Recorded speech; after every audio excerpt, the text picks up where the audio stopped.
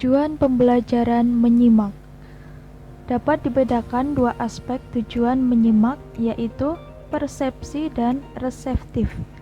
Persepsi adalah ciri kognitif dari proses mendengarkan yang didasarkan pada pemahaman pengetahuan tentang kaidah-kaidah kebahasaan. Sedangkan reseptif adalah pemahaman pesan atau penafsiran pesan yang dikehendaki pembicara. Tujuan pembelajaran menyimak dibagi menjadi dua bagian. Pertama, menyimak umum dan menyimak kritis. Menyimak umum yaitu 1. Mengingat rincian-rincian penting secara tepat mengenai ilmu pengetahuan khusus. 2. Mengingat urutan-urutan sederhana atau kata-kata dan gagasan. 3. Mengikuti pengarahan-pengarahan lisan. 4. Memparafrase suatu pesan lisan sebagai suatu pemahaman melalui penerjemahan. 5. Mengikuti suatu urutan, yaitu pengembangan plot, pengembangan watak atau pelaku cerita, dan argumentasi pembicara. 6. Memahami makna denotatif kata-kata. 7. Memahami makna konotatif kata-kata. 8. Memahami makna kata-kata melalui konteks percakapan. 9. Mendengarkan untuk mencatat rincian-rincian penting. 10. Mendengarkan untuk mencatat gagasan utama. 11.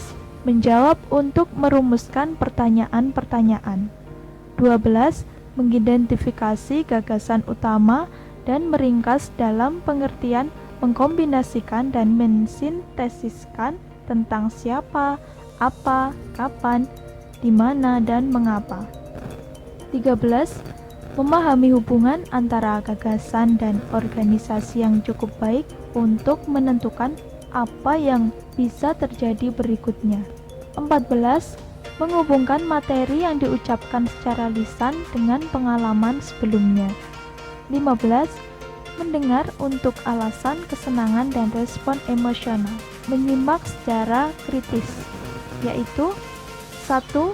Membedakan fakta dari khayalan menurut kriteria tertentu. 2.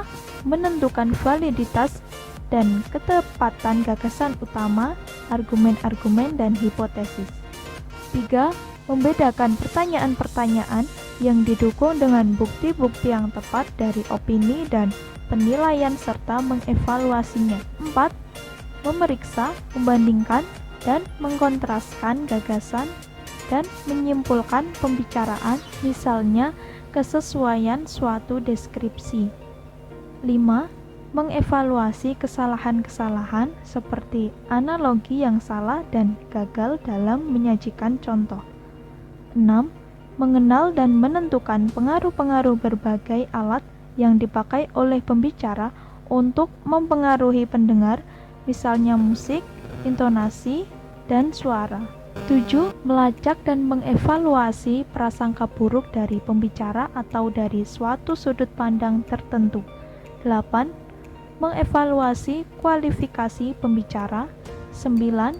Merencanakan evaluasi dan mencoba menerapkan suatu situasi yang baru. Proses kegiatan menyimak. Aktivitas menyimak adalah mendemonstrasikan pemahaman yang telah dipahaminya setelah mengalami kegiatan mendengarkan secara tuntas atau aktivitas yang meminta peringatan kembali atau recall informasi yang telah diterima sebelumnya. Proses kegiatan menyimak menurut Brown 1995 terdapat 8 proses dalam kegiatan menyimak, yakni 1.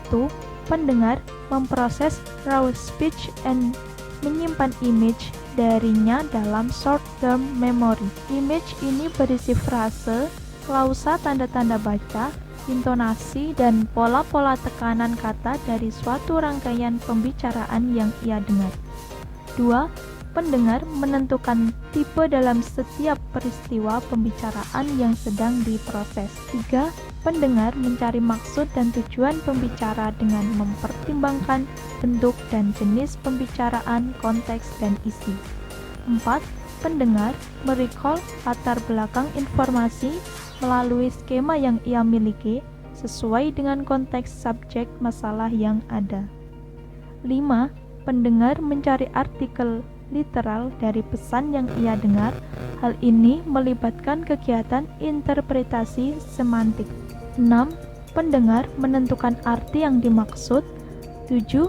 Pendengar mempertimbangkan apakah informasi yang ia terima harus disimpan di dalam memorinya atau ditunda. 8. Pendengar menghapus bentuk pesan-pesan yang telah ia terima. Pada dasarnya, 99% kata-kata dan frase dan kalimat yang diterima akan menghilang dan terlupakan. Kegiatan menyimak menghasilkan pemahaman. Berhubung dengan pemahaman tersebut terdapat 12 tahapan kegiatan menyimak. 1. Mendengarkan. 2. Mengenangkan. 3. Memperhatikan. 4. Membentuk imajinasi. 5. Mencari simpanan masa lalu dalam gagasan. 6. Membandingkan. 7. Menguji isyarat-isyarat. 8. Mengodekan kembali. 9. Mendapatkan makna. 10. Memasukkan ke dalam pikiran di saat-saat mendengarkan atau menyimak. 11. Menginterpretasi sesuatu yang disimak. 12. Menirukan dalam pikiran. Sekian dari saya. Terima kasih. Wassalamualaikum warahmatullahi wabarakatuh.